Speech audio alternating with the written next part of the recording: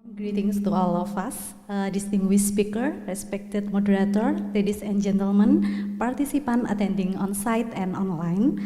On behalf of the Department of Health Policy and Management, Faculty of Medicine, Public Health and Nursing, Universitas Gadjah Mada, I warmly welcome you to weekly seminar, or we call Seminar Rabuan, entitled Seeing Beyond Distance, Integrating AI-Enabled Telemedicine into Health System.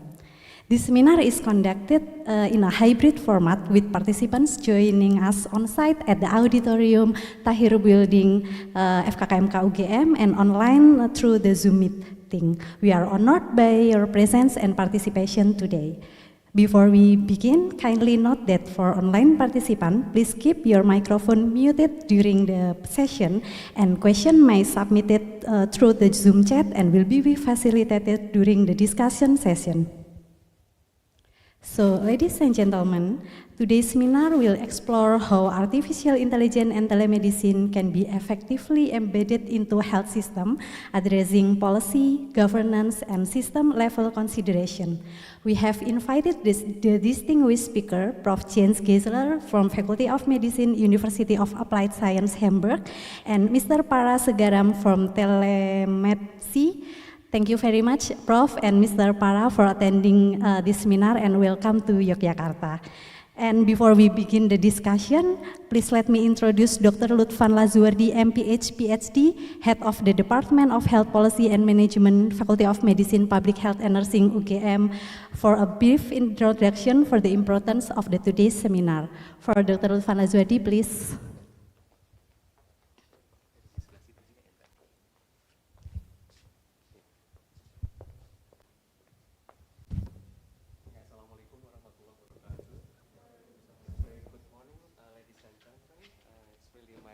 To be here with all of you, and on behalf of the Department of Health Policy and Management, we welcome you all to this today's seminar, which is, I think, the topic is very interesting, related to the AI and telemedicines, the things that I think now become not only options, but I think the strategic approach to deal with challenges that we have in our health system.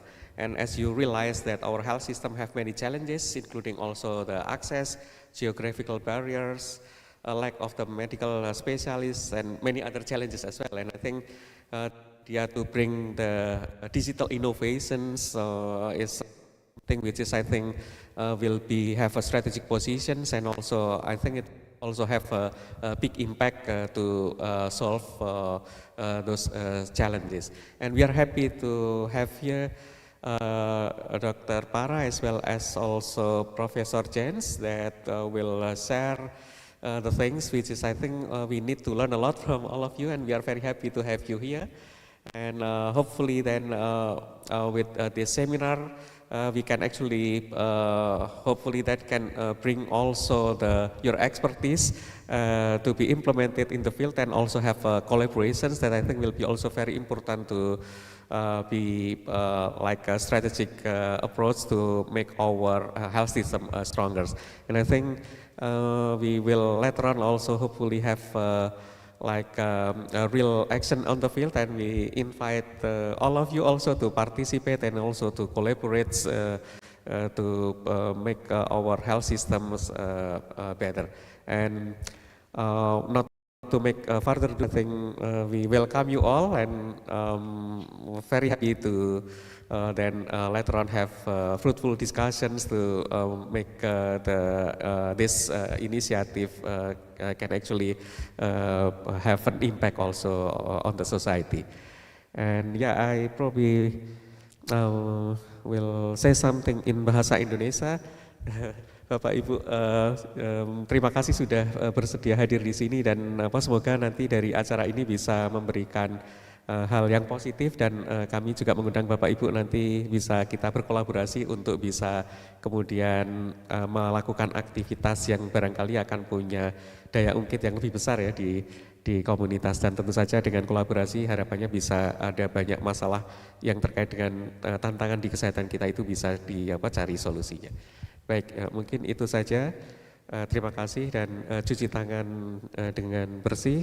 Cukup sekian, terima kasih. Assalamualaikum warahmatullahi wabarakatuh. Okay, thank you, Dr. Lutfan, for the brief speech. And now for the main agenda, maybe to guide us through this insightful discussion, let me introduce our moderator, Ms. Lusa Ayu Astari, MPH. She is the lecturer from the Department of Health Policy and Management, Faculty of Medicine, Public Health and Nursing. I now invite you, Ms. Lusa, please. Okay, thank you very much, Mbak Hanifah, for introducing me. Okay, before we start the session, maybe as mentioned before that we know the seminar Rabuan is regularly a seminar that we have, but today is slightly different because we have two speakers that really special with us today here. So maybe first of all, I will invite our speakers to sit here together with us. And first of all, maybe I would like to inform you that we will not only discussing a timely and rapidly evolving topic about AI enabled in telemedicine, but also learning directly from real-world experience and global perspectives, and particularly in the area of teleophthalmology. I hope this discussion will be relevant for those of us that are working at the intersection of policy, health system, and digital innovations. So, with that context in mind, let me maybe introduce a little bit our first speaker here, Professor Dr. Jens Greisler. He is a professor from FOM University of Applied Science in Hamburg, Germany. And without further ado, maybe he will explain himself and his expertise. So, Prof. Yes, thank you very much. It's very nice to be back here. Actually, I looked it up and I've been teaching here at UGM since 2019, I think, basically every year. And there my main topic is business process management and change management. And that has to do because I did many projects in that field in the health insurances in Germany.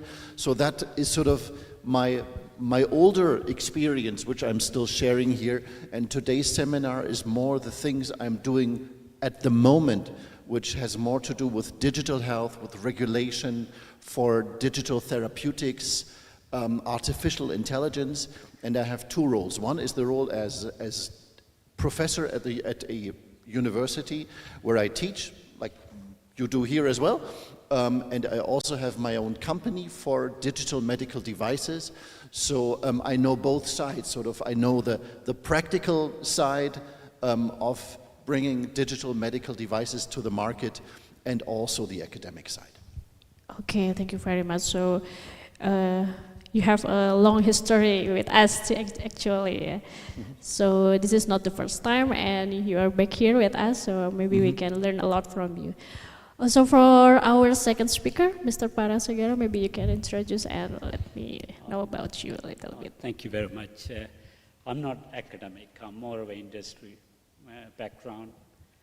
My journey started from a long time ago from academic side, from UK, University of Manchester. I started in the aerospace industry. That was my early days of career. Moved to Silicon Valley, started a number of companies out there, and came to retire in Australia. I thought it was a very quiet place. I'd done enough companies, so about 11 years ago, I decided, no, I should start another company to impact humanity. That is the journey we are in. How do we detect early detection? There is things we learned from San Francisco that when we had the initial discussion, a bunch of general practitioners, they all said, we looked at every part of the organ. When you come to eye, we don't look at it. We don't understand eye. Only eye specialists know this. So how do we bridge that gap? There's a lot of people in Indonesia, for instance, there's about 1 million people go blind every year. How do we prevent that happening? So that's the journey we are in. I want to talk a little bit about how do we bridge that gap. And thank you. Okay, thank you very much. We will have a lot of discussion maybe after this, but maybe for the first, maybe Prof, do you have anything to share with us? So the floor is yours. Nope. You have... I can just start my presentation whenever you would like. Yeah, if you want to start. No, the floor is yours to present what you have.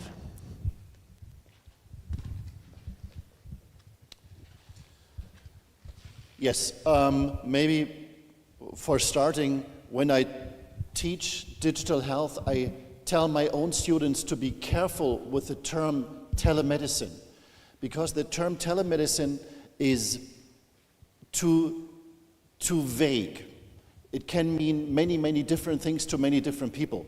And as scientists, we want to avoid misunderstanding. We need clarity in the terms which we use. So I tell them, well, either you don't use the word telemedicine, or you make it specific. Well, and I was asked to talk about telemedicine, so I cannot avoid the term. So let's make it specific. So that's what I want to do. I set the general floor for talking about the term, and I will share a little bit of experiences from Germany, but I want to keep it brief so we have more time for the specific example for telemedicine in eye care. Now let me see if I manage.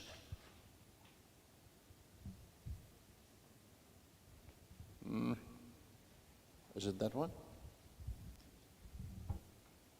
Okay, I don't know, yeah, it seems to be. Okay, now, actually, I tried to use modern technology. I generated the pictures with AI. So that was my innovation for today. Now, what we all know, we know face-to-face consultation. Patient and doctor in the same room. Very simple. Now, then what most people think of in terms of telemedicine is you have, like in a Zoom conference, you have the patient in one room on a computer and the medical doctor in another room. So that would be telemedicine in the form of a telemedicine consultation. But now it gets more differentiated. We have more methods. And what I'm trying to show with the third picture is an actual digital health service. So the right picture here, that's supposed to be a data center. So there is no person, there's no human being. And so what I want to talk about now in the next few minutes is the positive and negative aspects of all these different approaches, give you some examples from Germany, and also look a little bit beyond that to build the bridge to what my colleague Para will be talking about. So we're talking about a portfolio of different options. It's not one, there is not one medicine. And so when we're talking about integrating into the health system, it's it's like a menu in the restaurant. You have many different options, and different things may be right at the right time or at the right moment. So you have to choose what makes sense in a certain place, how you use the advantages and you avoid the disadvantages. Oops, no, too fast. Now, for the face-to-face, I think very important, we are used to that. People are very comfortable because they're used to going to the doctor. You don't need technology, it's simple, and very importantly, you can do physical things. Like you go to the doctor, we all know that. You can touch the person, you can take samples. So there are many advantages to that form of treatment. We are all aware of that. However, there are also disadvantages. One doctor can only treat one person at a time. So it does not scale, we say in technology. You're always in the one-on-one situation. They have to be at the same place. So what do you do if the doctor is not there when you need the person? You have to go there and you have working hours. So you have the physical restrictions, very obvious to all of us. Now for the telemedicine, they don't have to be in the same place. Again, very obvious. Now we have participants in this seminar who are not in this place. It's the same with the telemedicine consultation, very obvious. So the doctor could be very far away. And we have models where we could use a doctor in a pool who has maybe we have one specialist during the night who is available for a large group of patients and maybe in different places. However, the challenge is you cannot touch the person. You don't have physical contact. You cannot take sample. You have difficulties normally taking images. There are some very simple things you can do, like taking a picture with a smartphone maybe you can do and send, but that's quite restricted in what you can do in terms of taking samples. Technology might be a challenge for some people, not for the people here in the room, not for the people taking part online in the seminar, but I always tell my students, how about your grandparents? Would your grandparents be able to do a telemedicine? Can they do that? So even if you don't think about yourself, think about the older generations. And it's a new form of communication. I think you are all used to that. I spent half my life in telephone conference or video conferences. So I don't use the telephone anymore. But all my work is happening in video conferences. So for me, that's very natural. Maybe for the parents or the grandparents, that's not natural. It feels strange. So do you want to communicate something very personal in this form? Maybe yes, maybe no. But it's just very different. And still we have the restriction, the doctor can only treat one person. Plus you need hard and software, so if you don't have a decent internet connection, it can be very cumbersome. Now for the digital health services, so here we're actually taking the medical doctor out of the direct patient relationship, because it's actually a software doing the diagnosis or even a treatment. So the examples I will give you in a moment are actually, Para will be talking about diagnosis, I will be talking about digital treatment. So both is possible today. Of course, you cannot do an appendicitis digitally. It does not work, it will not work. So we're not talking about operations, but other kinds of treatments are actually possible. This almost unlimited number of patients can use the service at the same time. Again, in IT we say it scales. So you can use, you only need some more data center, which is not that expensive anymore. It's not the cost factor. The cost factor is always human beings. Human beings are expensive, IT is not. So you can use like Para's device to treat, maybe you can talk about it, hundreds of people in very, very short time. And sometimes you don't even want to talk to a doctor. Sometimes you want to have sensitive issues like maybe addictions, where you say, that's very personal, and maybe it feels you don't have to open up about your personal situation to another person. So that can be an advantage of digital technologies. You can just stay at home. Just imagine being sick and getting a consultation while you're still in your bed on your sofa because you're not feeling well. Maybe you have a fever and you don't want to go outside.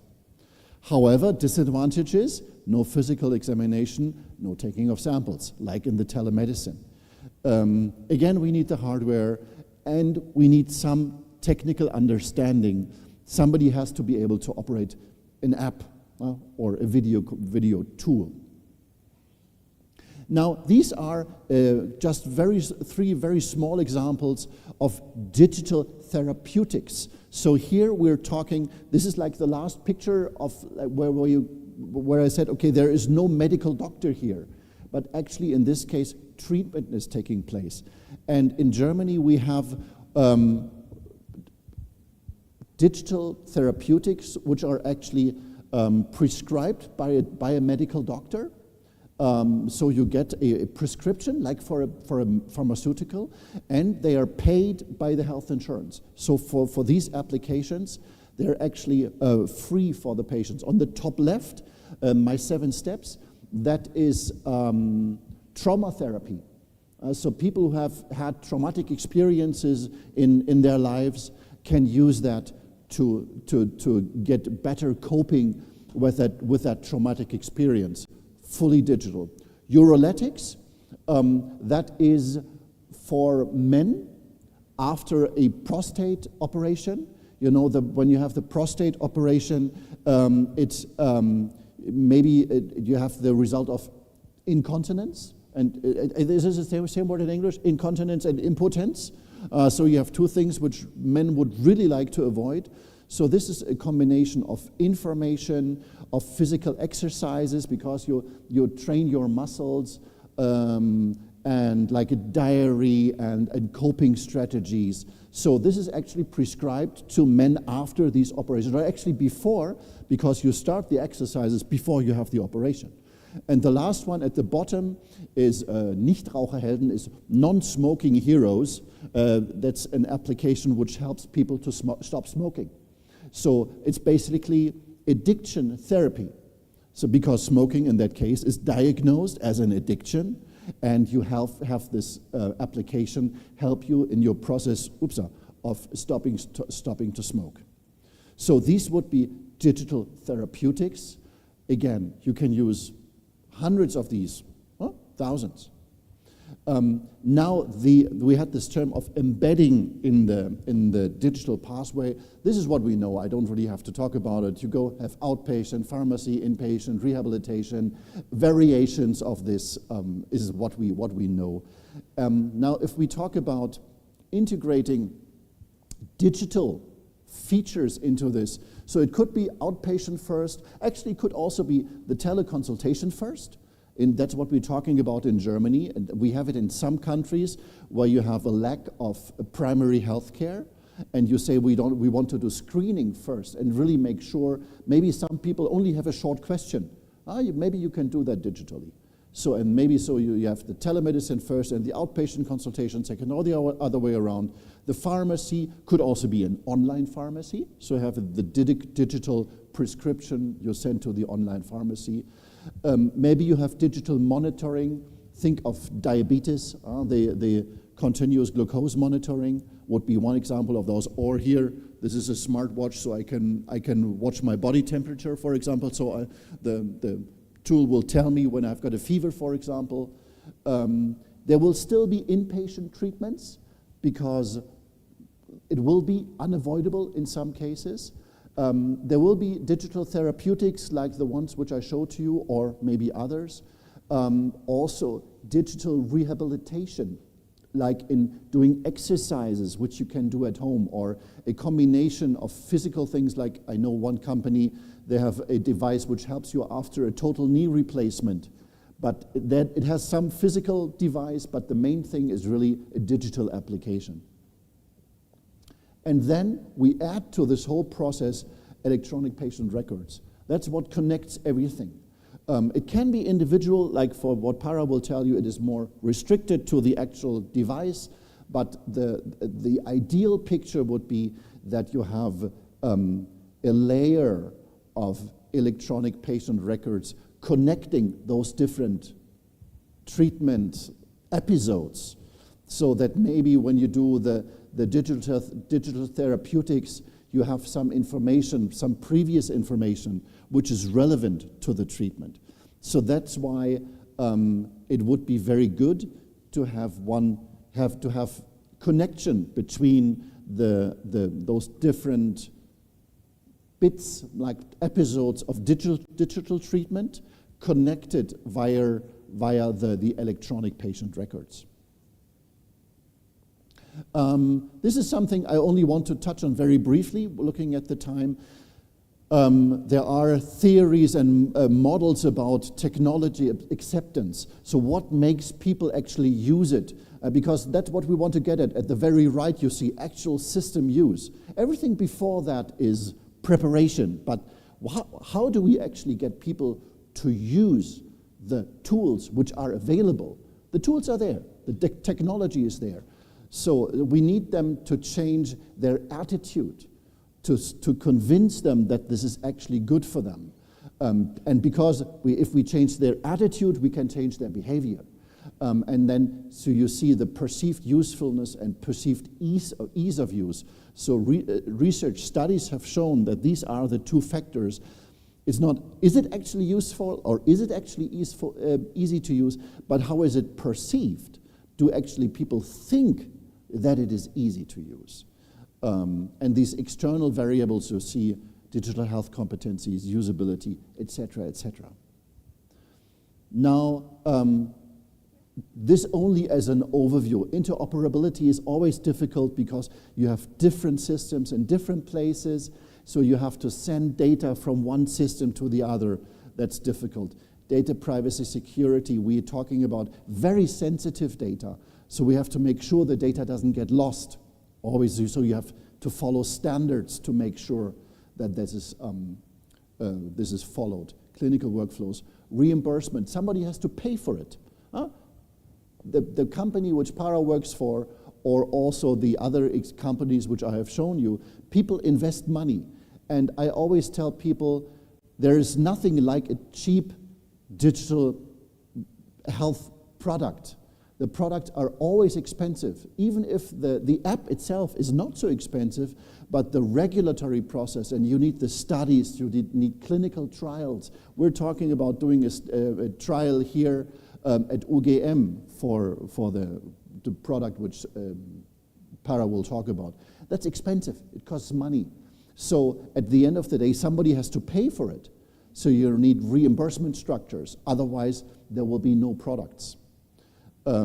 Digital divide, we have to make sure that we reach everybody, even those people who have difficulties using digital technologies. So we have to reflect, does the digitalization make it easier for them, or does it make it more difficult for them? This is a very important consideration also for a research perspective. Change management and training. Change management, for example, for the medical doctors. Things are different, and only by being different, that's already a challenge. So we have to help them to understand, to train, to adjust their business processes. Now, we have the lady, and now I want to open the picture even more. So we have the, so far it was only like the video consultation or the digital therapeutics. Now we said, okay, it's difficult to take samples. Well, how about we actually combine these, I wrote down the pharmacy, the primary care, the optical shops, give them a new role in collecting information. And that's what, I will not go into detail because Para will talk about that in more detail. So you can say, okay, we need a professional, but the professional that itself has a restricted role, like in taking pictures and taking sample, which are then actually used in the digital therapeutics. So either they would be used directly by a specialist, or the specialist would use the data in the IT system, and that would be the basis for the diagnosis. And then finally the treatment.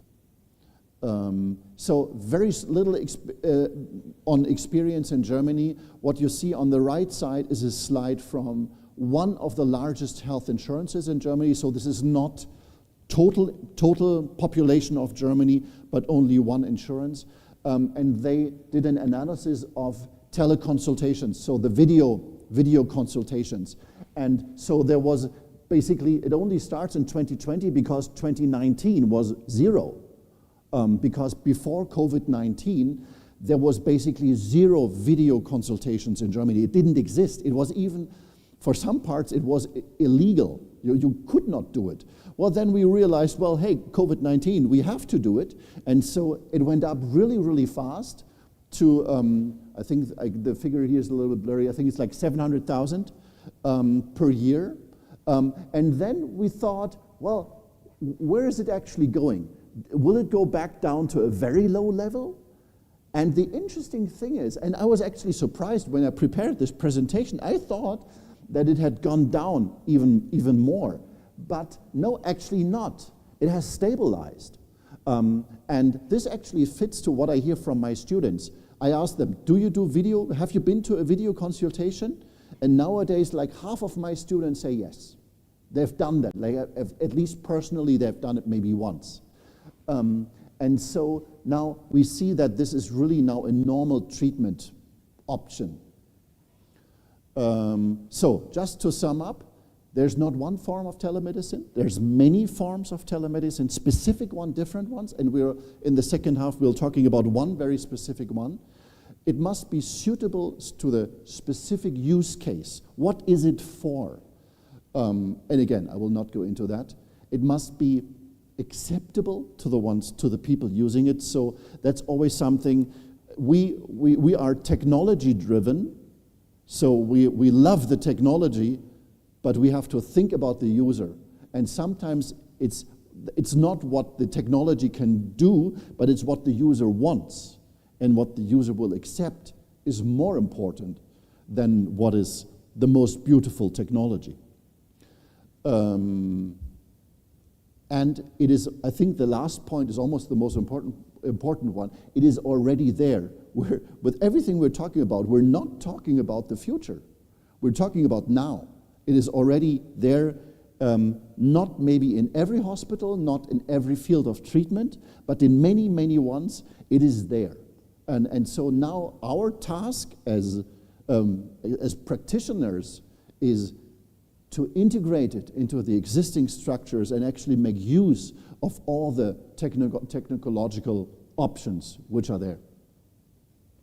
I have included my contact details, so if anybody wants to stay in touch, I'm more than happy. Thank you. Thank you very much, Prof. Geisler. So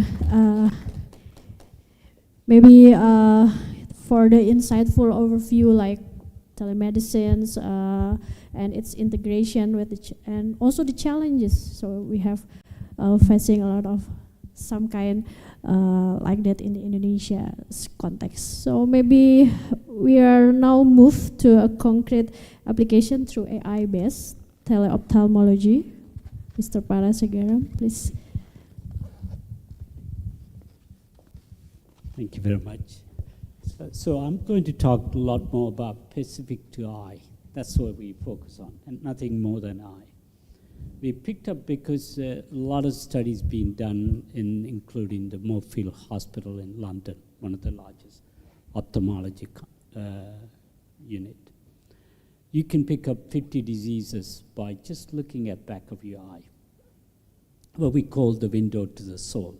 So you can see everything happening on your body by just looking virtually, non-invasively looking at the back of the eye. So currently I'm going to talk about 3 diseases fully regulated, approved, rolled out in Singapore, all over Europe, Australia, Philippines, and number of other countries. So please go ahead on the next slides. I don't know whether I can operate.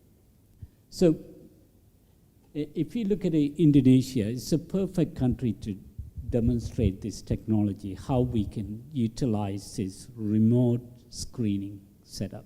Because you have almost 17,000 islands. Not only you have 17,000 islands, there's a disparity between the rural doctors are not there. And how do you bridge that gap? This is, if you can demonstrate in Indonesia, you can demonstrate anywhere in the world, because it's a perfect setup for this, what we are trying to do. But you also have a heavy chronic patients. If you look at your diabetic population, it's known diabetes. It's only about 20 million, but it's unknown if you double the figure.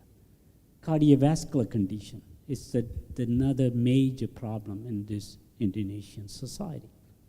But the fact is, 2/3 of the diabetic patients have a cardiovascular problem. They are interlinked because of the blood sugar levels that affect your cardiovascular condition. And a diabetic retinopathy is a major cause of blindness. 1/3 of the diabetes will lose the eyesight. That's a massive population in the Indonesian society. So how do we prevent it? How do we overcome this challenge? Please go ahead, next. So if you look at it, even access to a universal the ophthalmology screening. How do we do it? Undiagnosed, the people want to do eye screening, but they cannot do it. They cannot pick up the cases. How do we overcome this gap? That's what the telemedicine is all about. It's specific to eye. So the AI remote reducer, we proved this. We run it in Singapore with the Ministry of Health for the last 6 years. We have worked in over 300 different GP clinics, funded by the ministry in Singapore. So the general practitioners are using the screening to pick up. They only do in diabetes because Singapore Prime Minister decided eradicating diabetes in Singapore society. So but you can do beyond the diabetes. That's happened to be the one case they are looking at. The second one, eliminating people traveling. If you live in a 17,000 island, how do these people kind of move around? How do we bridge the gap? I think that when I came in on this trip first time to Jakarta, I realized you cannot pick any country in this world other than Indonesia because it's a perfect setup for what we are trying to do. Provide telescreening, and people have a digital mobile. And I think Professor Geisler said it after COVID, people are used to this teleconsultation because thanks to COVID, something taught us we can pick up the phone and talk to the doctor. You don't even need to go to the doctors. So please move on to the next one. So AI, we know this can solve the problem, not only for the eye, a lot of other diseases, but we happen to focus on eye. But eye is our specialist. There's a lot of other companies working on general practitioners. There's a Babylon in UK looking at how do you replace a GP? How do AI play a major role? At least in the primary eye health or general health. Can we use on your living room? Can you check your health? So in order to do that, it has to be scalable. Any location, we're willing to put it in. And fast and easy to use. We talked about it. It has to be very user-friendly because a lot of old people are scared of using AI. First thing the AI is for them is, oh God, I cannot use this. This is something magic. But that's what the Henry Ford said when the horse and buggy used to go into the car. This is a revolution. It's happening into the industry. So scalable, it has to be accurate. It has to be accurate. Otherwise, people don't trust it. That's our AI, for instance, the human ophthalmologist can only detect 80% accurate. AI can do 97%. So it's more accurate than even if it's ophthalmologist. So please go ahead. So mission, when we started it, we wanted to be excellent in AI technology, picking up cases, not only 3 diseases, we are working on a cardiovascular, dry eye, and number of other diseases we can pick up. The hardest part is not only building the AI, you also need to build the hardware, we realize. If you don't bring the hardware cost down, it's not scalable. It has to be cheap enough for a different market. I'll talk a little bit more about that as well. So revolutionize the AI technology for different diseases, getting the accuracy up very, very high over time. AI is a self-training mechanism. More you do it, more the accuracy is good. Right now, diabetic retinopathy 97. We would like to get it to 100, but it will take time. It's self-learning. So what do we need to do this? We need a focus on operation, and you need the AI technology, and you very strong in the clinical validation. Because not only you got just like a radiologist or anybody else, not only you getting the image, somebody, ophthalmologist, has to annotate those images, making sure that correspond to that's the one we are feeding into the AI engine. So it's a self-learning mechanism. Please go ahead. So this is a standard workflow. Sorry, it's PDF, otherwise you see the real life motion. But patient can walk into optical shop, they can walk into pharmacy, they can walk into GP clinic. In the different countries, Singapore using the GP clinic, but it doesn't have to be a GP clinic. In Germany, we are using optical shop. Austria, we're using a pharmacy. And Switzerland, we are using both. And UK is going to be a pharmacy. So it's a different setup. It doesn't have to be any, as long as next to your house, you can just physically walk in and get your primary eye exam done.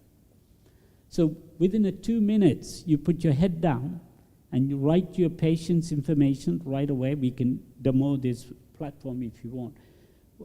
60 seconds, you have the entire AI results on your fingertip. And you know what are the different, and not only you know whether you have a disease, eye disease, and tell you what type of, is 5 levels of AI. It tells you what type of disease, how severe that particular disease. So it's better than any ophthalmologist can do today. So if you don't trust the AI, you can ultimately go to the ophthalmologist for a second certification, eye special in cases, and the final results go back to different countries, a different setup. So as I say, currently we got 3 diseases. We got a cardiovascular coming before end of this year. You can see you have any sort of artery, any hypertension, or any other disease that you can pick up by back of the eye. Non-invasive. You don't have to do echo or ECG or anything like that. It's non-invasive. We got dry eye. I talk a little bit more about it. Cataract. I talk a little bit more about that as well. Please move ahead to the next one. So this is the final results. The back of you see all the vessels are dyed. It tells you go through the entire report. It tells you exactly each diseases, and the ophthalmologist can recheck it. And the ophthalmologists not only see the actual image, they marked all the lesions, and they tell you exactly the heat map and the whole detail, very fine detail. For them, it's fraction of a second they can tell you the results is correct. That's the power of the AI. Move on to the next one, please. Next page.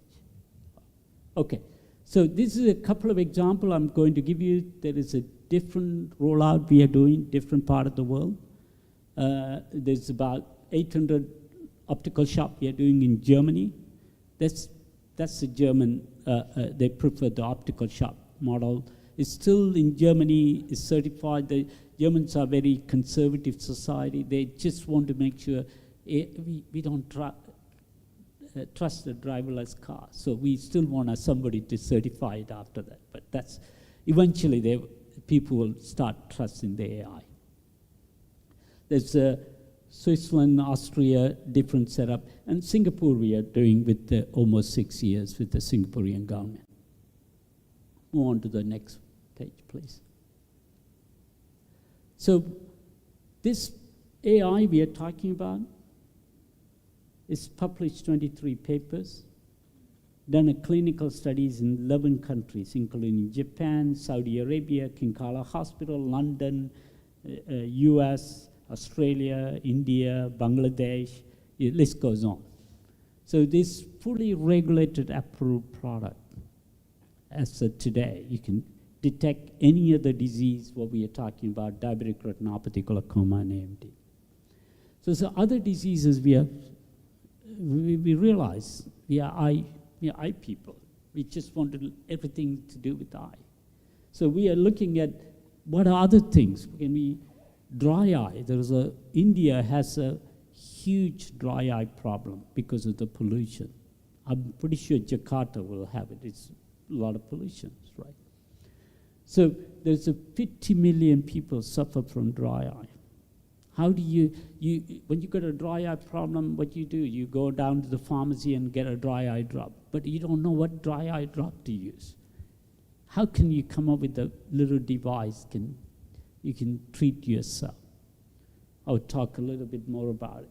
Then there is a wide-angle OCT. This is mainly for ophthalmologists, looking at the periphery of the eyes. Then cataract, red reflect, and cardiovascular one. Please go ahead, next one. So this is a device we built with the non-profit foundation. This is for cataract. It's tiny, small. You can take it to the field of all over India, every single island, 17,000 islands, and pick them up, who has a severe cataract. And not only detect you have a cataract, it tell you what level of cataract, what type of cataract, and it's give you everything on a little mobile phone.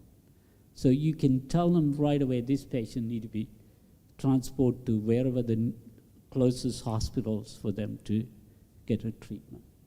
So this is another device we built, and I was supposed to bring this particular one, but I was scared to bring it in. Immigration may not let me in. But this is a tiny device, and it's mainly for maternity hospital.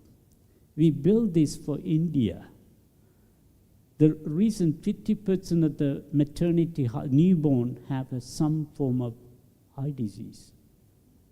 And it's not in the Western countries, it's happening in this part of the world. They either they have a cataract or some sort of abnormalities in the eye. So right after the birth, what they're doing though, they're using a torchlight to open the eye of the newborn and looking at it. But that's all nurses are making the decision. How can you have a device, AI-driven, and right away pick up this newborn need to be seen by an eye specialist? That's one of the cases. I just wanted to tell you there are a lot of things you can do in AI. Move on to the next one, please. So, next one. So this one is the dry eye product. We realize up until now, the medical industry use very expensive device to treat the patients. We realize we can change this paradigm. We can bring this particular device costs you less than $50. The earlier one is $100. The hardware costs. So you can change the life of a lot of humans all over the world. So this particular one, you can just plug it on your back of your mobile phone and tell you whether your blink rate, interference pattern, all of the gold standard, entire gold standard. It will tell you what dry eye drop you should be using for this particular condition. So medicine has had to be changed. It's not about early days, the big industry building a $50,000 piece of equipment. How do we change that? Because technology has evolved over time. So move on to the next one, please. So we also looked at it, if the digital health, how much reduction you can make by fundamentally changing the way we do things. If we can enable the patient, Professor Geisler talked about one topic, it's very important to us. Changes in anything in life, changes require fundamental to people to adapt the changes. That is not only the technology can change, but people also willing to accept the change. So that is the challenge we all face, and I'm looking at you, you're a younger generation, you have the challenge in front of you. How do we bring this technology into the mass population to believe this is the right way of doing it? So if we look at how much is reduced by doing this, hospitalization, long-term diagnosis, chronic management, emergency care, this is all the things we need to the insurance companies suffer from today. Move on to the next one, please. This particular one, I looked at it looking at your public health insurance. And what is the long-term expenses? How do you reduce their costs? Hospitalizations and shifting from treatment to prevention plan. That's what we are talking about. Picking up the cases very earlier on. I didn't have one slide in here. Any disease, you pick them up very earlier on, you have 80% of the chance, reduction in costs is almost 80%. So please go on to the next one. So it's all economic growth in innovation for Indonesia. Indonesia, as I said, is the country, it's going from a old way of doing things to new way of doing it. It's country like Germany, there's kind of, they still have the infrastructure in place. They were doing the standard way of doing. The adoption, I often talked about the cell phone. You know, you used to have the world, in the world, early days, everybody in Western world, you use a landline. In the Asian countries, every home didn't have a landline. When the mobile phones started coming in, they adapted. That's much superior than a landline. So you can fundamentally change the way you're doing things in here, if you can adapt to the new way of doing it. Reducing overall healthcare costs, you create a lot of new jobs. Data scientists, AI engineers. Once you getting into massive data, mind you, the regulatory is a bigger part of it. How do you protect it? How do you preserve the patient information? That is always going to be the case. Whether it's in Indonesia or it's whether in Europe or US, it doesn't matter. That's part of the growth. But that doesn't mean you shouldn't be doing it. That is part of, the Henry Ford put the car on it, people still cross the road. It didn't hit by a car.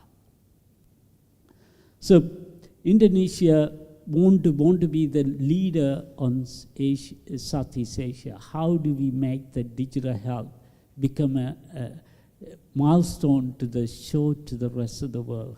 This can be done because you have 17,000 islands to remotely screen these patients. So the next one. So the key challenges, data privacy, cybersecurity, you're not the only one. Every country is struggling this. How do we, that's the policy need to be written. And you have to have a lot more check and balance and put into place. Universal internet access to every island. Whether it's a Starlink or some satellite, you need to bring, that's a digital connection. That's a fundamental infrastructure you need to think about. Regulatory framework for AI. You can get into a wrong side, the dark side of the AI, but how do you making sure the regulation put into place and prevent that?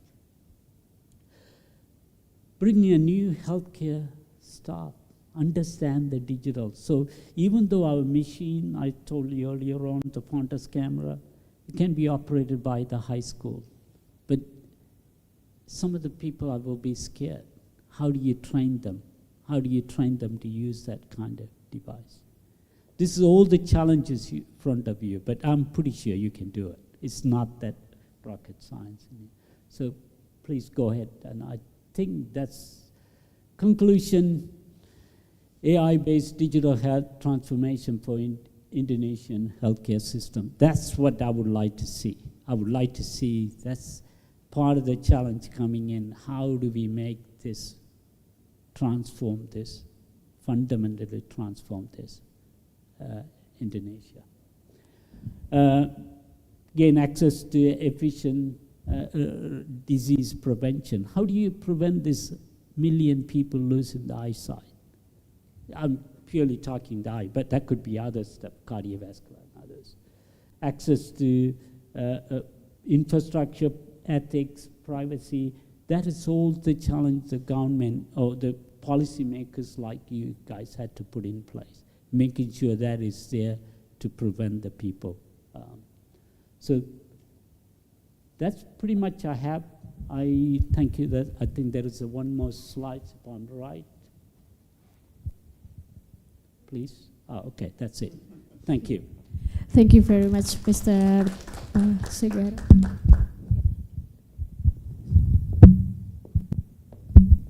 Okay, we have seen about how AI-based teleophthalmology can move into large-scale deployment, and maybe he said that Indonesia is the perfect setting to use something like this.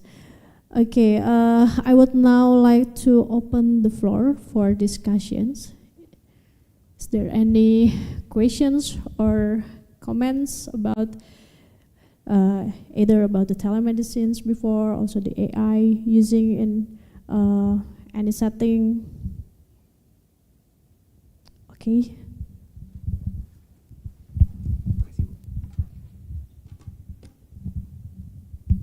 Okay.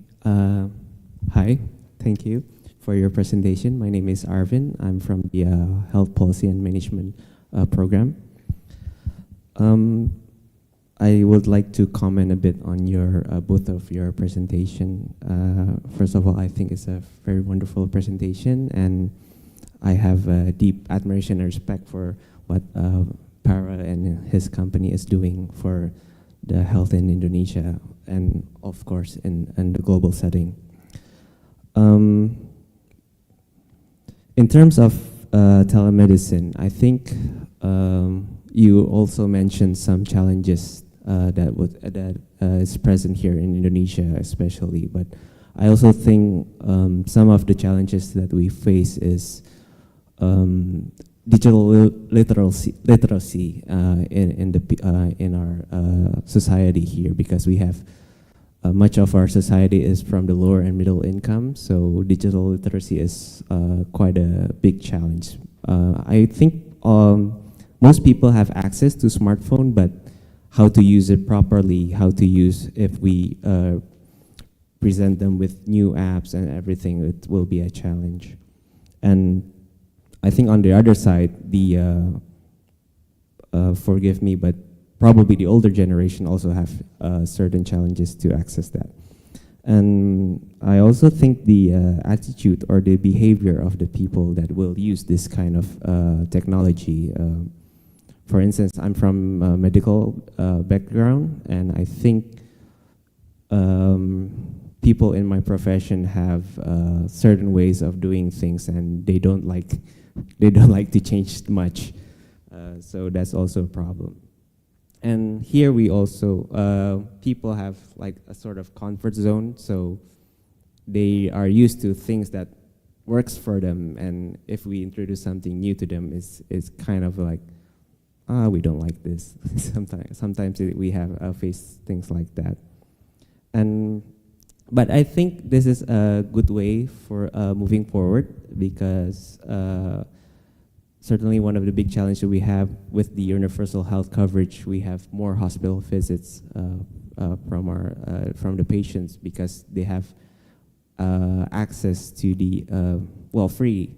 They can access the healthcare for free, so whatever complaints they have, however minor it is, they just come to the hospital to get checked. So I think this can help with relieving that burden of hospital visits with the use of telemedicine.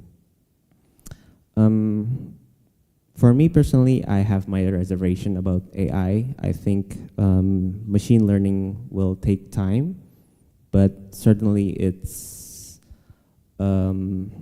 I think it's also a good thing, as long as we don't remove the human factor. I mean, there's also some sort of quality check from a professional that makes sure that the AI is doing it properly. And I think it's a very good thing for, especially for prevention medicine and for quick diagnostic, for early detection of diseases such as the diabetic retinopathy that you mentioned also. I think that's all I have comments for to your presentation. Thank you very much. Thank you. If I may respond, maybe, Ibu Dia, at some point we can do a special seminar on artificial intelligence in health, because the term artificial intelligence is as misleading as the term telemedicine, because there are so many different forms of artificial intelligence, and in a medical sense, they are very, very different things. But we'll leave that to the side, because the topic for today is a little bit different. But I want to take up one point which you made, is how the problem is not technology. Technology is there. We can make a big check mark. The technology is already available. So the challenge is to actually make that, put this technology into use. And in most cases, it will not be the patient who says, I want to use AI. Can be, but more unlikely. And most of the time, the patient will not even know. He just says, okay, this is software. But I mean, you don't know if what the software does is, like the engine of the software is artificial intelligence or not. So the patient will not know. And so I think the ones who will decide about whether it is used or not are the ones who the patient trusts. And the first ones will be medical doctors. So the first case is we have to convince the medical doctors that this is actually a good thing.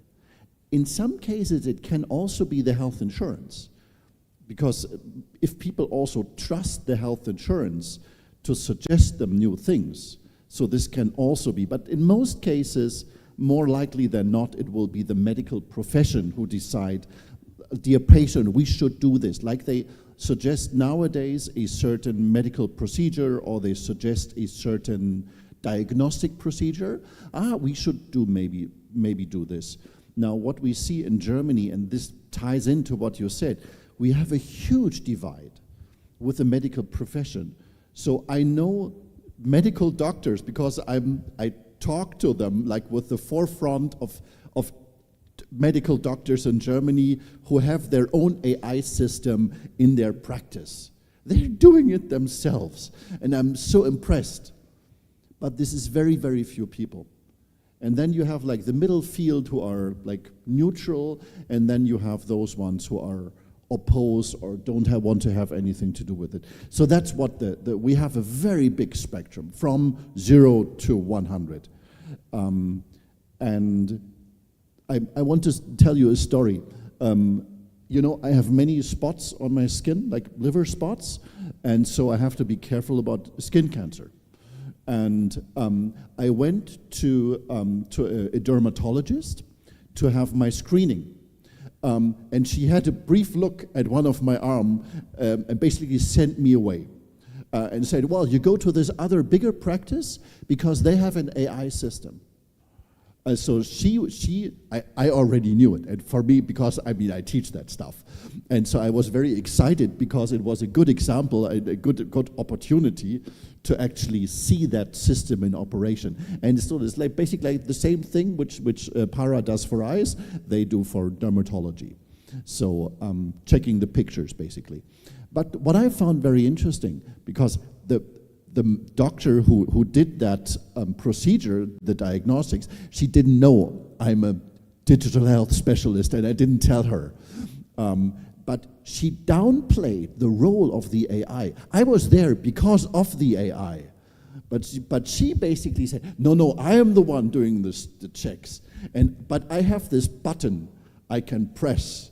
And then I get, she had the machine, and it has like, the AI did the grading between green and red. But she downplayed the role of the AI, which I think in a way is okay, because I'm not the standard patient, because I know what the technology does. But for the patient, it does not matter if it's AI or not. The patient will not understand, and the patient does not have to understand. But the medical profession, they have to understand. They have to understand the quality. They have to have some basic understanding of how AI systems are trained, just so they understand. In Europe, we use the term explainable AI. So they have to be able, to read a blood test. They have to be able to read and analyze and understand the report which comes from an AI system. So, and finally, to conclude, the role of the medical profession will then also be to explain to their patients what they need to know. Sometimes patient doesn't need to know. I don't need to know how a blood test works. I have the doctor tell me what is the result. But sometimes for the applications, the patient has to do something, and then you need the medical profession to inform them. So I think the medical profession is key. We have to convince them, we have to explain to them. And at the moment, we're more at the time of the opinion leaders, the early adapters. At least in Germany, we're not there yet that everybody is really using it. But that's what I hope for. And that's when these technologies will really play an important role. Okay, thank you. Do you have anything? Yeah, I want to add a couple of points. You mentioned about the apps and older people cannot use that. But I looked at Asian societies, more of a hierarchical society. There's a young family is very connected. There's a younger generation. The little children are very, very much in tune into the apps and games and everything. As long as you interconnect them, they should take their grandparents, educate them, and I think that is the things you had to build. If you let it to the grandparents to do the interpretation of the AI results, you fail. You really need to bring the whole family. That's what I believe. That's the advantage you have in Indonesia. You don't have the same advantage in Germany. The older people are living alone. They don't have the grandchildren around them to explain to how the app works. That's number one. Number two, you said it correctly, some doctors are not in tune to the AI. It is correct. I think we faced that I can tell you, going back to when I started it 2014, this journey, I've been told by a lot of ophthalmologists that we don't believe in these things. This is a fake. Human can do much better than that. That they have turned around. It's early adapters, the younger one, because the reason we need this technology is not to remove the doctors. That's not intention at all.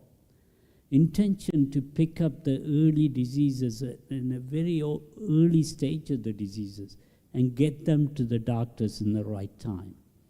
That is the tool. We are not intent to replace any doctors.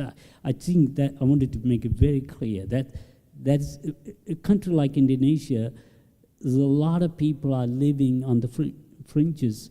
They have a ton of diseases, but nobody's picking them up until the very late stages of the cases. So that is the missions in here. I just want to make that clear, please. Yeah. Okay. Thank you very much for the insights. Yeah, I think there is a lot of gaps in Indonesia also, and conditions, and from the people, the resource, also the regulations, the policy. There's a lot of things.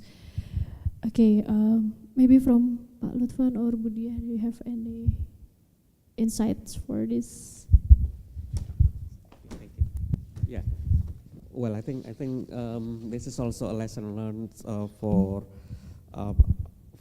like academic and university as well, since that probably in our curriculum before was not actually the contents related to the digital competence is not part of our curriculums. But I think since several years ago there has been a lot of discussion also that we should also add health professionals, not only just clinical competence, but also with digital competence as well. And this is now become one of the things that we have been discussed, and now it has been actually also embedded into the curriculum as well. So it's not basically condense all of the competence, but several generic competence as well as also some technical competence is already included. Although probably it's still in the early stage, but I think it will be, hopefully then equip our health professionals with this kind of competence as well. But of course that nowadays with a lot of dynamic as well as also the advance of the technology, this has to be revised following also the advance of the technology. But just to inform about this, that we now also considering digital competence as part of the competence of health professional as well. Yeah. I think that's actually, I look at myself. My background is political science. So my background is not technology. I've never programmed a line of code in my life. So, and I will not do that. It's past.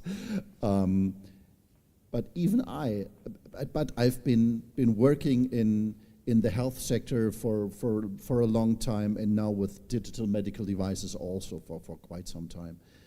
And I'm teaching this bloody stuff. But even I am struggling with how much do I have to know myself about the technology. And I think so that's like what the doctor does not have to be able to do the blood test, but the doctor has to be able to read the blood test. So there's a difference between doing it and understanding it. However, I think there's a difference. I think the difference is that what the AI does is so abstract. Like like mentally, I can grasp what Telemedicine is doing. Like this analysis of pictures, I still understand. I can follow that intellectually, because I say, okay, you have all these pictures, and for each picture you have an annotation. So you know this is cataract and this is cataract because like this area is the bad one. So, and you collect many of these pictures and then you compare them to a new one. So I can grasp that, and I can understand the quality criteria of that. But like if we're talking about generative AI, like ChatGPT, or things which work with large amounts of unstructured data, honestly speaking, I'm struggling. How do I explain that engine? I only know it does something, but for me, I'm still struggling. How far do I have to look into that box to be able to tell a doctor, how do you interpret the data? And so I think we like generating a picture with AI, what have I actually done? How does that work? So this is so new. Not all of them, like this comparing of the pictures or the images is actually a very well-established technology. Check. Well, that's because I was looking at the documentary. We were talking about regulation. I was looking at the regulatory papers for the telemedicine, for the retina scan, and this is actually basically nowadays that's a standard procedure. So you're just applying a well-established procedure to a new medical field. That is vastly different. Like from what we're doing now in a research project in Germany is predicting the need for, what is in English? Anesthesia for operations. So, and that's vast amounts of unstructured patient data which are analyzed. That's technologically, that's a totally different thing. So how deep do I have to dive to understand that? Because it's our role, and I include you as academics, we have to explain the doctors. But how do we actually do that? So I'm on that road myself. I don't have all the answers. But that's why I think, Pak Lutfan, this idea of integrating, yes, we have to do that, integrating the knowledge about digital health, about artificial intelligence. The medical profession, they have to know. They don't have to program, but they have to be able to read, to understand, because they are our face to the customer. They have to convince the patient that this is good for them. And if we don't convince the doctors, we don't convince the patients. And I think we don't have the answers yet. I'm like, from an academic perspective, what is the curriculum? How do you teach artificial intelligence to a medical doctor? And the medical doctors, they did not choose to study medicine because they want to study technology. They want to study medicine. And now we're forcing them, and I think we have to make them look into the digitalization.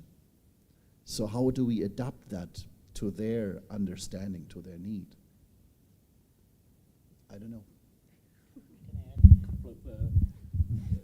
We looked at the medicine as a mapping technology.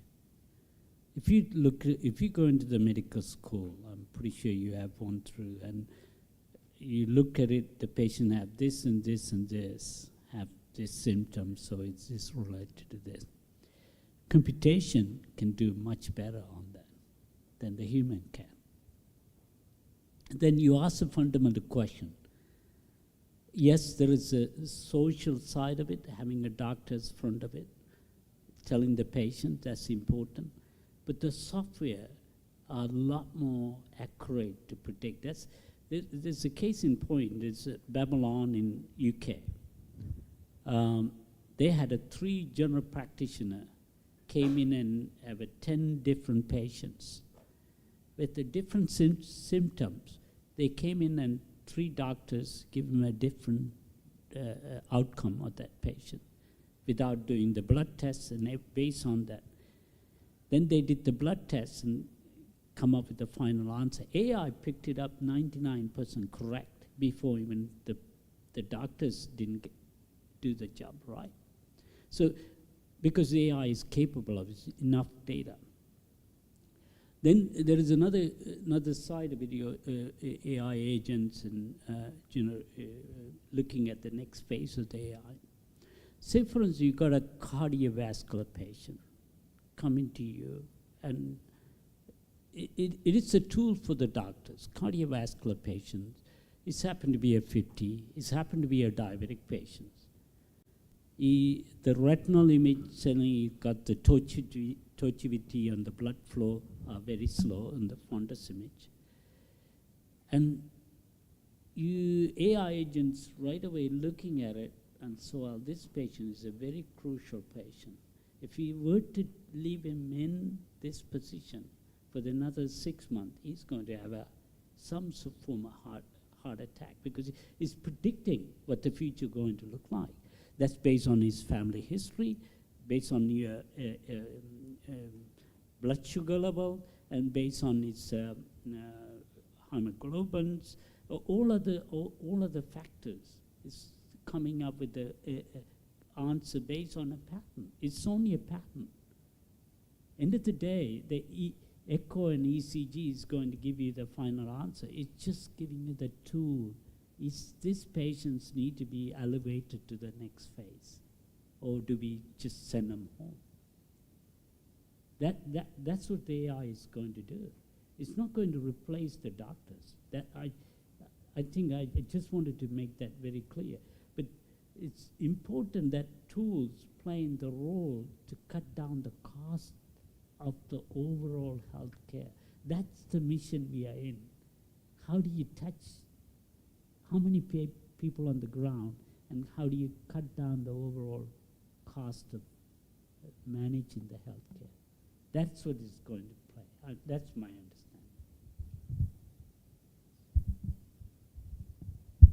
Okay, thank you very much. Is there any comments again?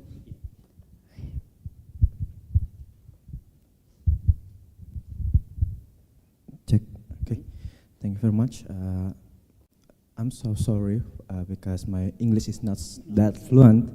So please help me translate it into English. I will explain it in Bahasa because we prevent misunderstanding.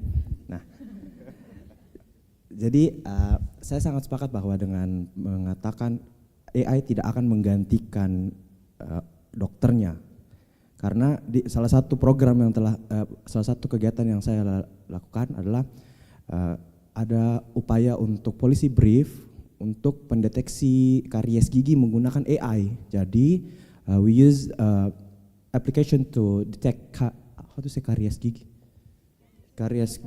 dental caries in elementary school. Jadi tidak menggantikan tugas dokter, tapi semakin banyak pasien yang kita dapatkan hanya dengan memotret. Hanya dengan memotret gigi, kita menggunakan aplikasi AI yang dikembangkan oleh UGM, itu bisa semakin banyak siswa-siswa yang bisa kita tahu, oh dia menderita karies gigi berapa persen. Nah itu salah satu pemanfaatan AI yang bisa digunakan di bidang kesehatan. Cukup, terima kasih.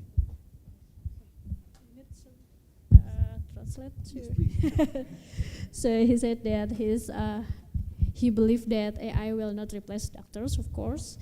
Instead, it supports doctor by help them make better and faster decisions.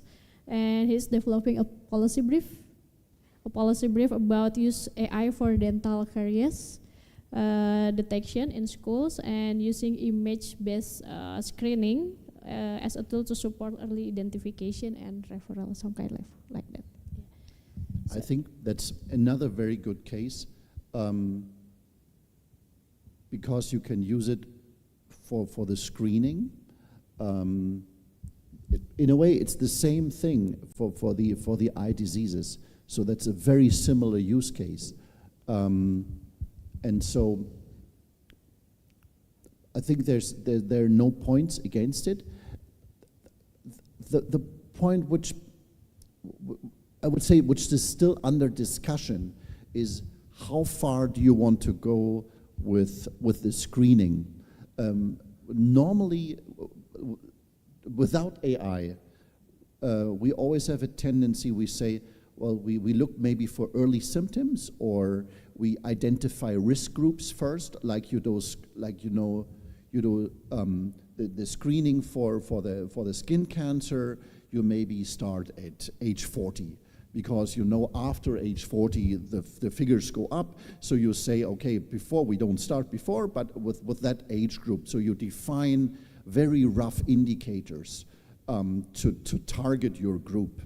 Like what is the colon cancer, you have other groups, or you have other risk factors which you identify. And then, so you check for the risk factor, and then you do the screening. With the dental, it's a little bit different because you already start with the children and you screen all of them.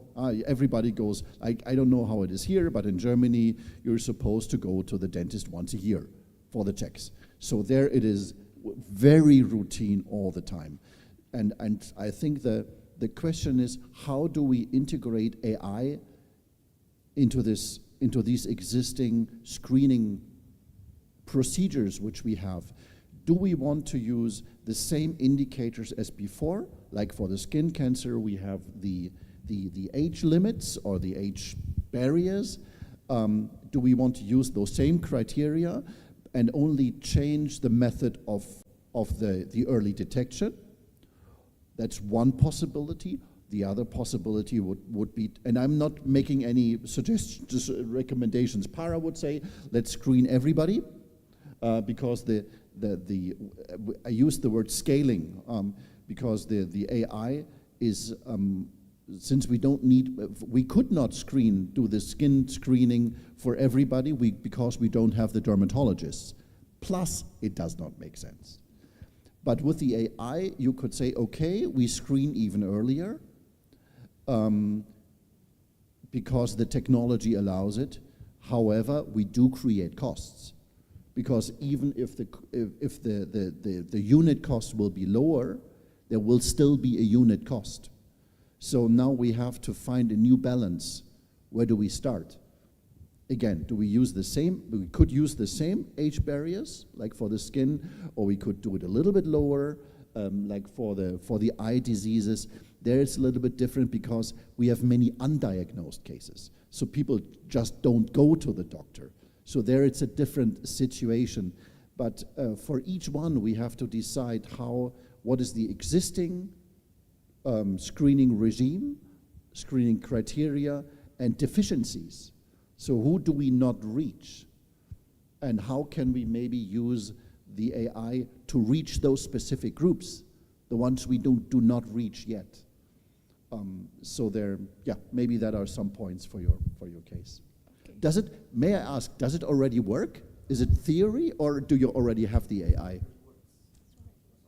Okay, and what kind of images is it? Is it radiology? Is it X-rays, or is it just a picture of the teeth? Let me use bahasa. Yeah, please, Okay. please do. Jadi ini adalah salah satu skripsi dan di kolaborasi dengan salah satu fakultas teknik itu mengembangkan. Jadi cuma aplikasi, dia memoto gigi, nanti AI yang mendeteksi kariesnya, something like foto HP, yes, foto So it's HP, a photo? yes. Use a phone and you. Okay, so it's really a photo camera, like a smartphone camera. Yes. And you can detect caries. Yes. Now, may I? I do many different things, and one of the things I do is I teach at German universities about how to transfer innovations generated in universities to actual medical devices. Because now you maybe have a prototype, but it's not a medical device. It's not regulated. It's not approved yet. Yes, not right? regulated yet. And in Germany, we really struggle with that. We have a lot of innovation in the universities. And for you, I think you're still studying? Yes. So for you in your life, the most important thing is to write a paper. Right? You have publication with your name. But you will not change the world with a publication. You can change the world. But you can change the world with a medical device. And so now the big challenge is to establish structures, because Para is an entrepreneur. He's a businessman. And so he can do sales, and he can run a company. And that is a very different skill from developing, like you, on the research, a tool and a prototype. So we have to bring together people like you who can create an innovation. But honestly speaking, like Para, we talk a lot about investments. How do you find investors? How do you recruit staff? How do you do sales? And honestly, you cannot do everything. But for you, in order to develop this into a product, in order to change the world, you need actually a company. An individual cannot do that. So you need funding, you need partners, and universities, at least in Germany, are very bad. They're not very good at supporting in that. Well, they try, but then it always drops. And then most cases, you have very good publications and not very many products. So you should start very early now. What is the process in getting the approvals, in making scientific studies, in getting funding? So these are all the things. The easiest part is the technology. Everything else is just as difficult. But go for it. Do that, change the world. Can I add Thank you something? very much. Yeah. I forgot to mention on my presentation, we saved the images for 15 years. That's part of the regulatory process we are in. So if you were to, in state of California, where I come from, there was a regulation put into place anybody over 50 should be doing the eye exam and save the data for the next 15 years. The reason for, right now we got 3 diseases. We're going to do a kidney function. You can look at the back of your kidney function, back of your eye. You can see Alzheimer's if you're going to get Alzheimer's, because your plugs is 80% of your back of your eye connected to your brain. Everything what's happening on your brain, you can see it on back of your eye. There's a lot of papers published on that too. So imagine if you are a cardiovascular patient, you got the last 15 years of image sitting on you somewhere in the Indonesian healthcare record system. Yeah, you happen to have a chest pain, you go into the doctors and you do the echo and ECG, and it's, well, you've got some sort of cardiovascular condition. But the patients, you can go back and look at the image and run the image last 15 years. When did this patient start having an artery start blocking? You can figure it out. Now the medication can be tailored to the length of the time the patient's been suffering from that cardiovascular condition. So it's a modern way of treatment. So that's the way we need to look at it, because if it's a long period of time, you'll be a different treatment versus a shorter period. So there's a lot of advances going to happen. We are just the early days of the AI. It's just the beginning. You haven't scratched the surface yet. Okay, thank you very much. This has very engaging discussion, but maybe we have last questions and from online. Would you please, yeah, Pak Ahmad. Yeah.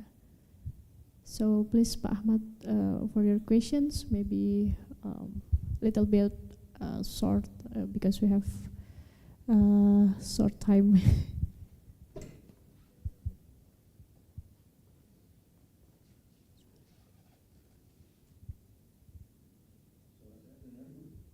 Ya, sekarang terdengar.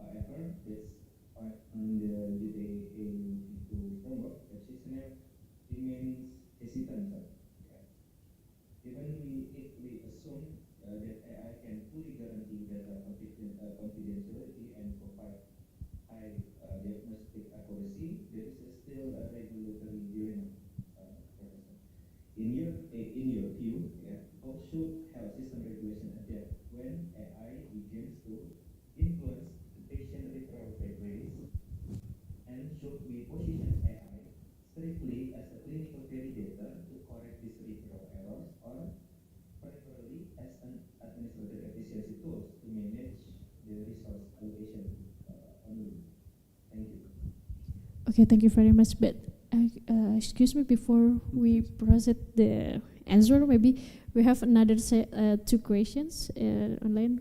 May we? Yeah, collect the questions. Yeah, to collect the questions first. Okay, maybe the second questions from online.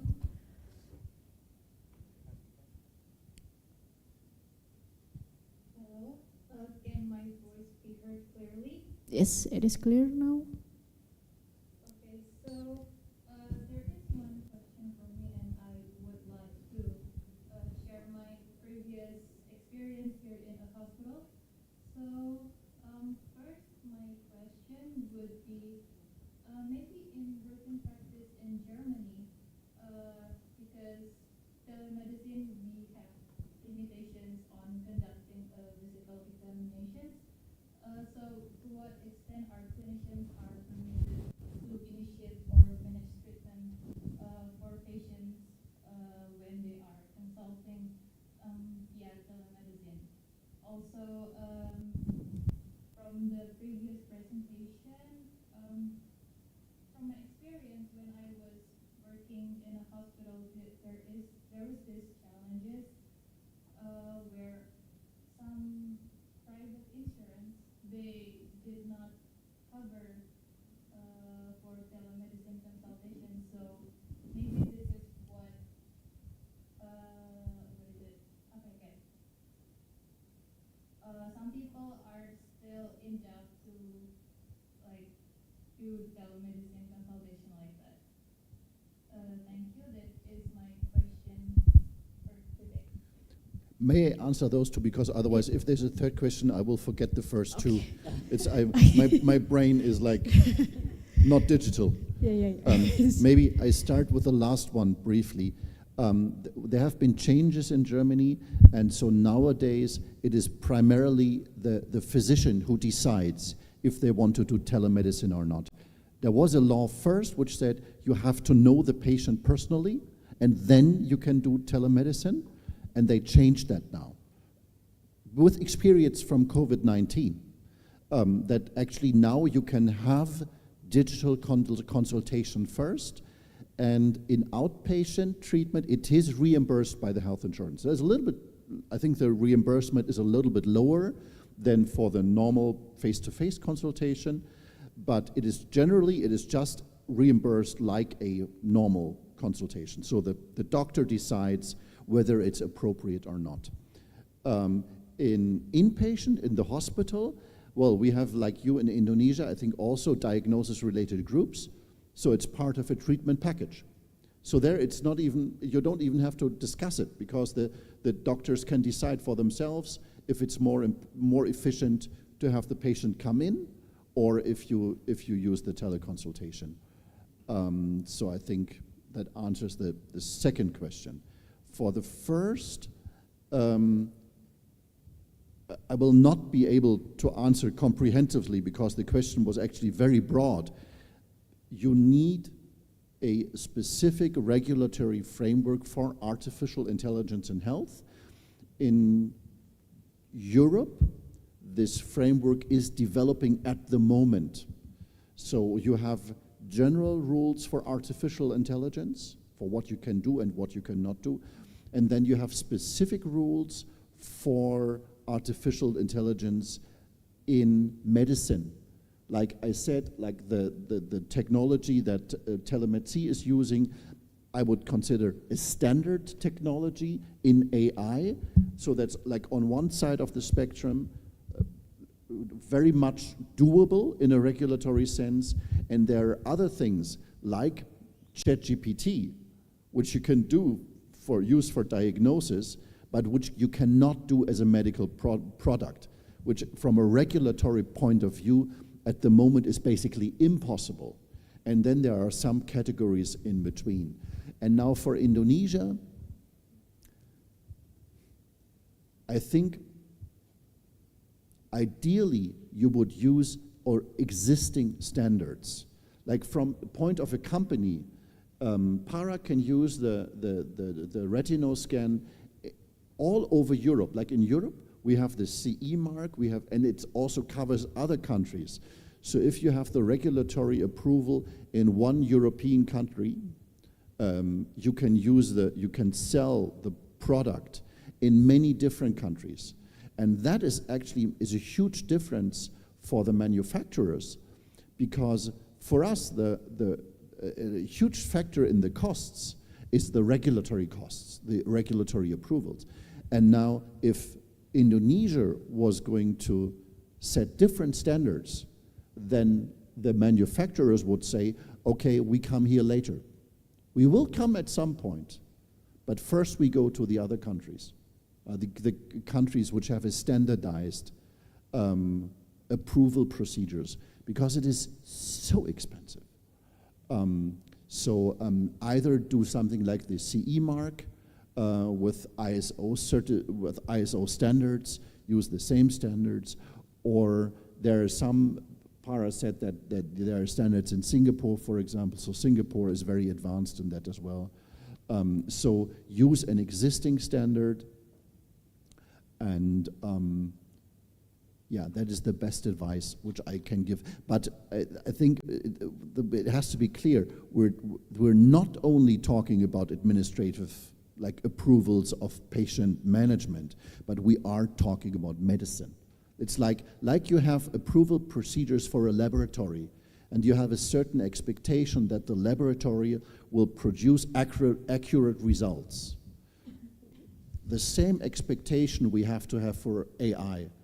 Like you have accurate results from a lab, you must have accurate, reliable results with defined standards from an artificial intelligence system for diagnosis or maybe even treatment. And now I'm ready for maybe even a third question. Okay. Please. Yeah, do you have any?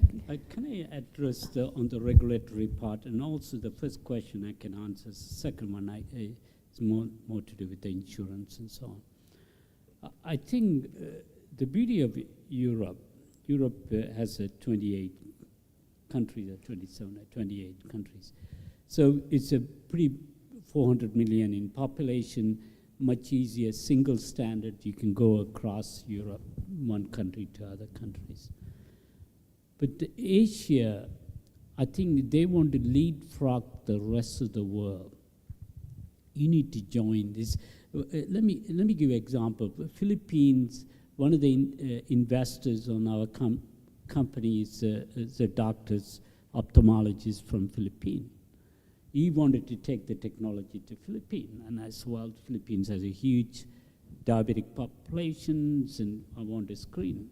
We had spent almost 18 months to get through the regulatory out of Philippines.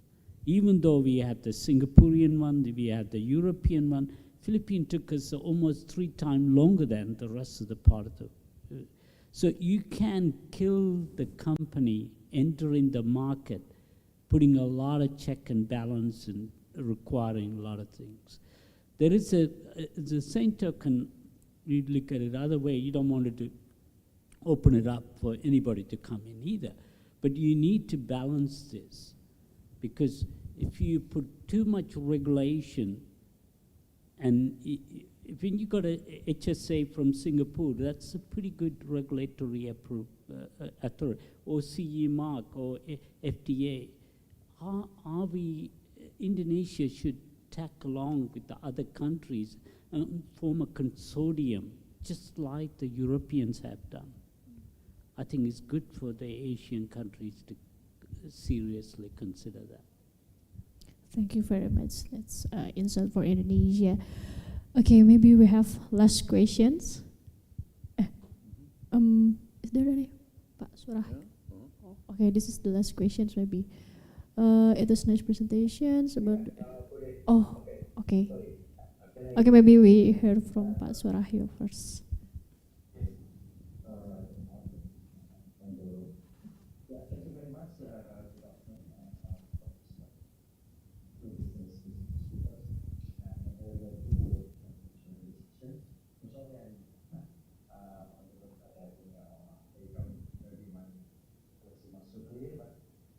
First of all, I'd like to introduce myself. My name is Surahyo. My background is in information technology and engineer, but I also been involved in some project of telemedicine on the health in Indonesia, like member of the telemedicine program in Ministry of Health, and also we also just developed elderly information system for the Tapanas, Ministry of Development Planning, and also we also conducted a project for teleophthalmology and obstetrics in Ministry of Higher Education. My question is not technical, more about the policy, also about the regulation. Yes, currently also we already have regulatory sandbox or sandbox in Ministry of Health, so we accommodate all the innovation of the medical digital health to be regulated. I think we also learn from you, but but my question is, I've been involved in many projects from different ministry, and some of them also we have some duplicity or something like overlapping among them. So maybe we can learn from Germany or Singapore how the government develop good strategy and program to integrate all the similar program, which is very political head, also about the telemedicine as well. As you know, now we have a backbone of Satu Sehat, but somehow it's not so integrated well with also the backbone from Ministry of ICT, because we should share the infrastructure as well. My experience when we visited rural area and so on, the main challenge is about the infrastructure. And I think the second speaker also mentioned about the acceptance, like when we develop the elderly information system, the problem is how the elderly could use the application, especially in rural area. So please, both of your distinguished speaker, would you share about your government initiative to maintain to develop a good strategy for this kind of application? Thank you. Thank you, Pak. Maybe this is aligned with the last question that we seen in the screen before. It's about the potential integration AI into telemedicine and how to make it sustainable and affordable for everyone. I think it's policy things. I'll try to answer the question.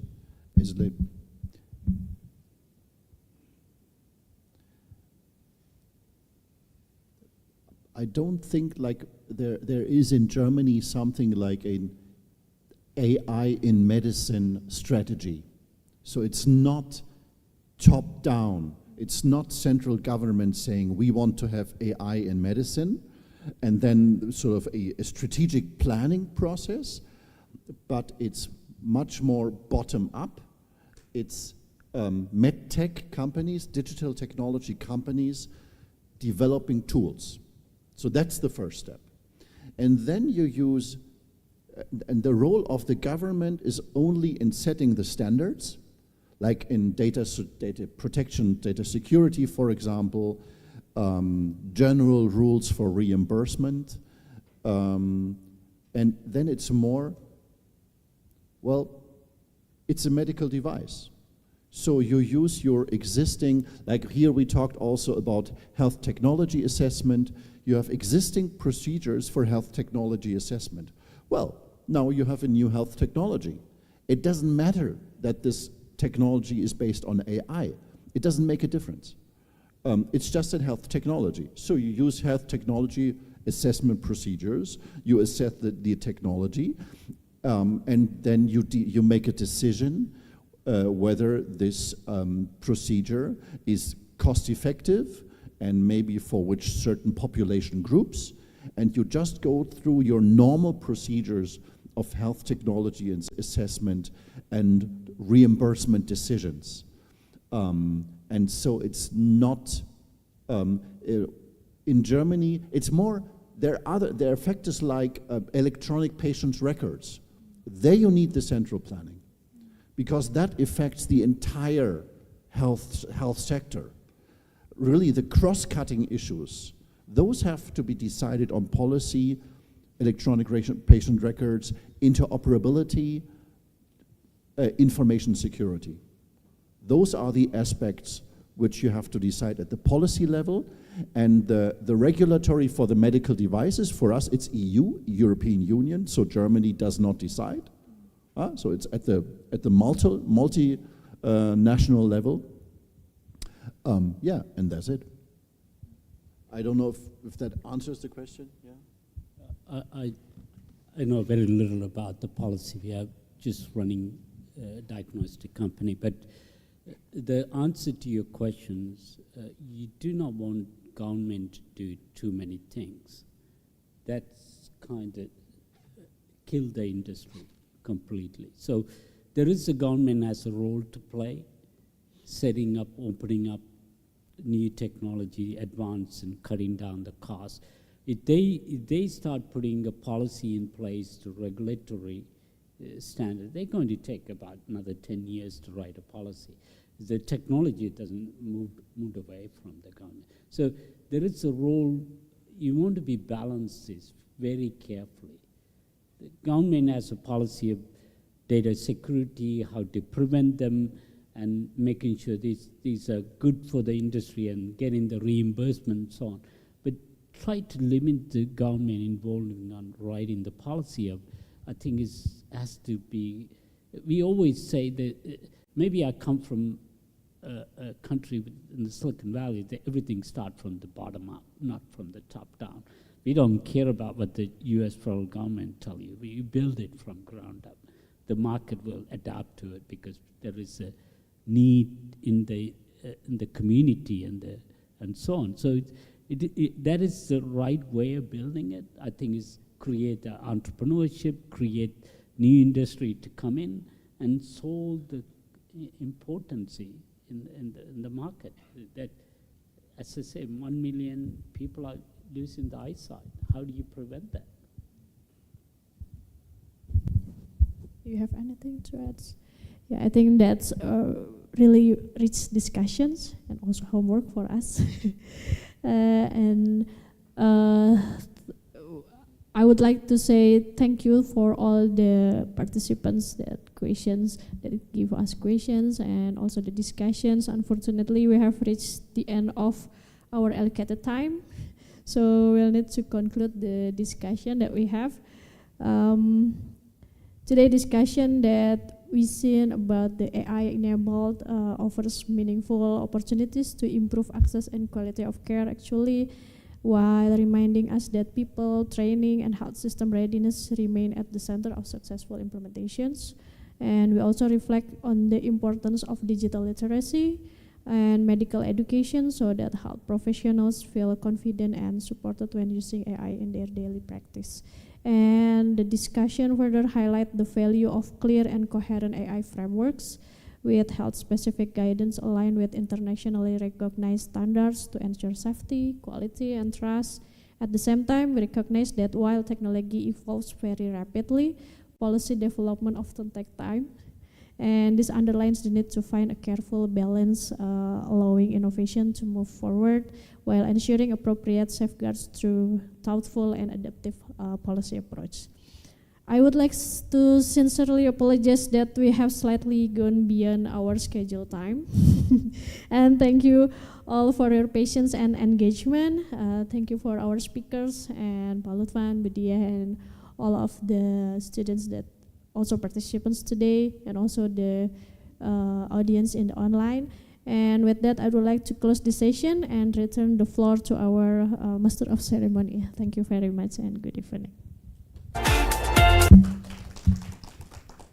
Okay, thank you very much. Please all give applause once again, and the speaker and moderator could back to your seat.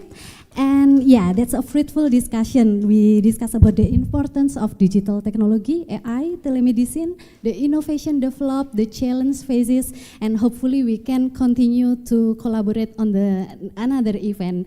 And thank you very much once again for the speaker and the moderator and all participants. And before we close the session, I would like to ask a photo session together in here. Yeah, that's obligatory in here. And so maybe the committee could take a picture from the in front of, and we can sit together in here, and maybe the committee also can open the Zoom if the participant online could also join us on the photo session, and the committee could make a gallery view on the screen behind. Okay, I will join.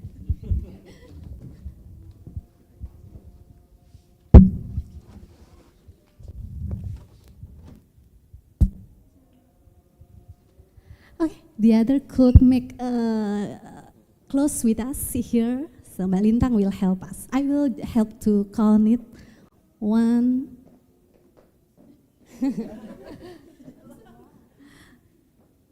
Okay, 1, 2.